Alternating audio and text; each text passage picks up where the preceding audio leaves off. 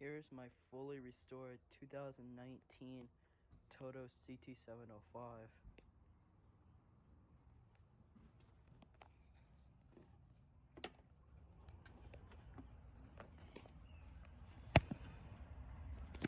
It's got dust and stuff on it.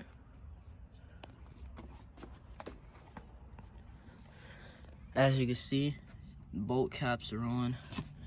They're just stuck underneath. As you can see, the hole shows. I could just take them right out, but I just have them on for show. They did have a sticker here, but I took it off the day I got it. Here's your model number. It was made in Indonesia.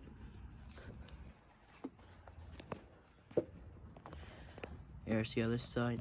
And once again, the bolt cap's just there for show.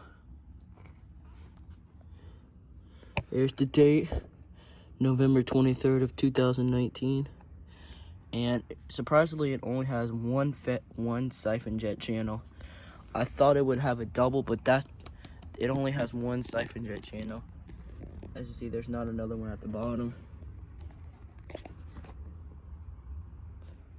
It's on different spider pinchers that I usually got.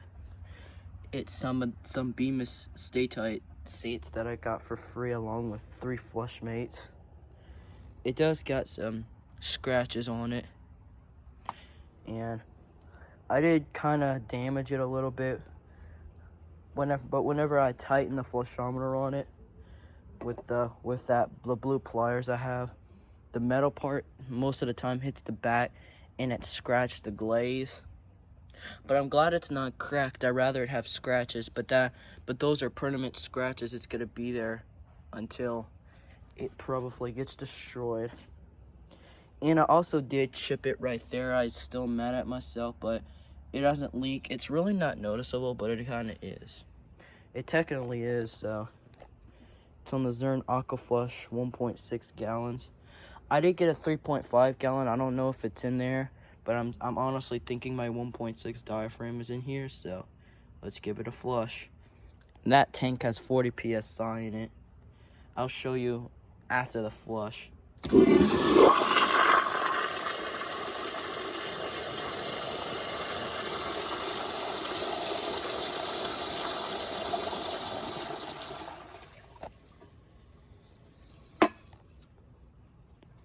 So yeah, that has a good flush.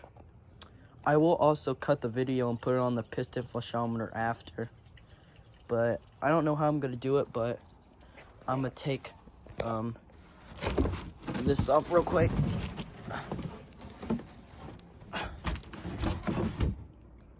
Yeah, this is the new pressure tank I got.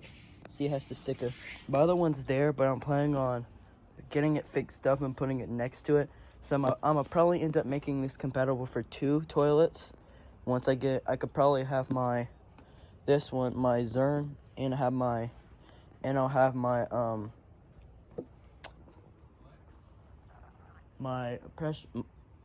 piston flushometer. But when my birthday comes on April 1st, I will probably end up getting a Sloan Regal from my local Lowe's, and I'll probably mostly have it on the Zern and the Regal, but I'll have it next to it, and then my flushometer setup will be using 2 pressure tanks. It'll be pretty cool. So I'm gonna take this off. Let me get the gauge reader.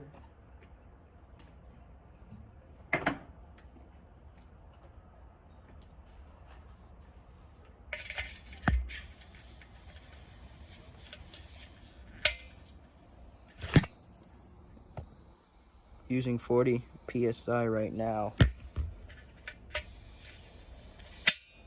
So just imagine if it used another 40, it'll be using 80 psi. I'm gonna just stick this on because this part will get rusted, and I just use this to put it on top to help it bake from the sun. So I just want to show you how much power goes to the siphon jet. This is this is one that I'm using. That's one that I'm using to wet it down. This is a washcloth. And this is a grocery bag. In this video, do not flush a grocery bag down a toilet. It'll clog up the drain. But as you see, this toilet is not connected from the drain. It'll just come right out the bottom. So this is a washcloth and a grocery bag. And it's on 40 PSI on a full tank and full pressure.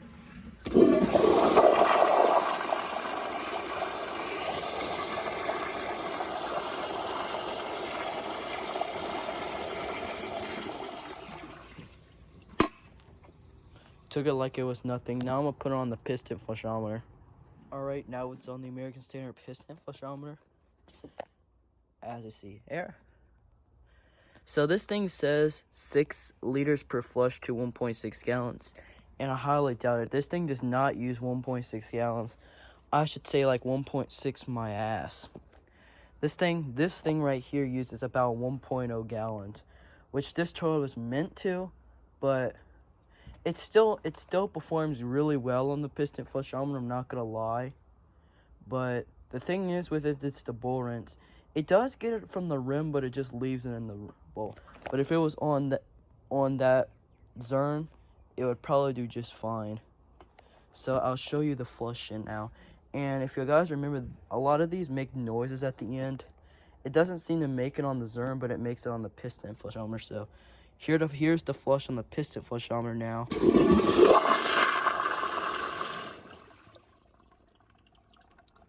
Yeah, you can see the flush is way shorter than it obviously needs to be, but it still honestly performs better. Because I will show you.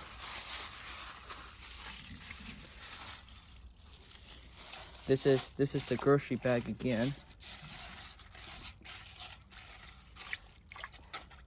The only way this will fail if the bag airs up.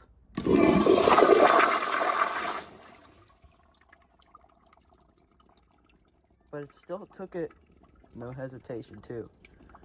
But still the thing is, but I'm gonna keep on pressing the handle down. Watch how powerful that rim is.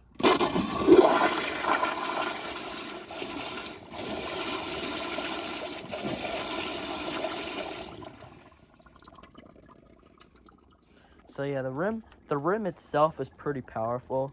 So the bowl rinse is good. But another thing, while I wait for the tank to fill, this toilet has really good quality control. The porcelain itself is very strong.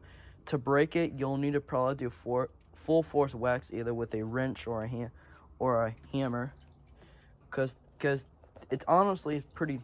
It has some pretty thick porcelain underneath. As you can see, the porcelain itself is thick.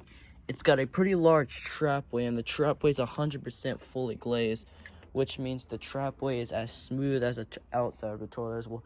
That'll help the stuff in the toilet run. Like as you see, this is a toilet from like the earlier 2000s or 90s.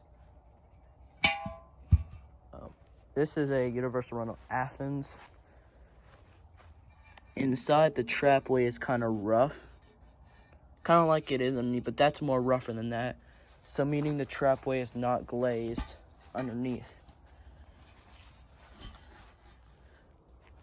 But this one's smooth, so it works.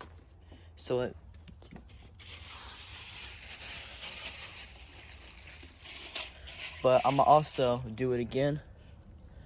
I'm gonna have a washcloth and the grocery bag. It may struggle because of the short flush, but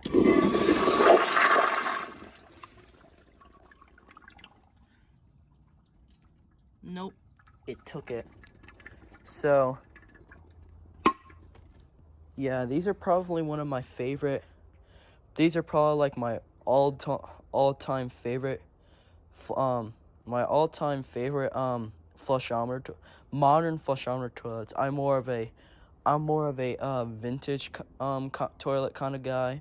Honestly hate modern toilets, cause the thing that's bad about modern toilets is really the way it's really the porcelain. The porcelain is not as strong as vintage toilets.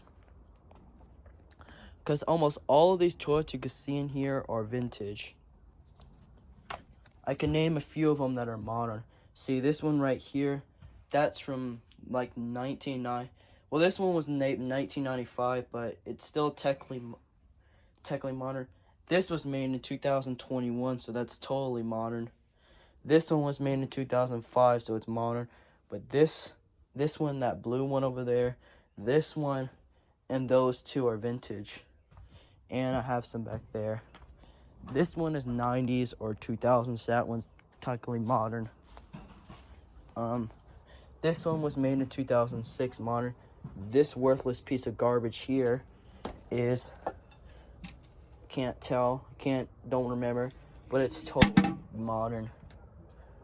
This is 1960s or 1980s or 70s vintage. 1980s. 1998 that was made. I would still say mostly kind of vintage. Because that toilet is honestly the first generation of the whole design that was made. So, yeah, that includes this video. I hope you guys enjoyed this video. If you did, please like, comment, subscribe, and I'll see you on the next one. Bye.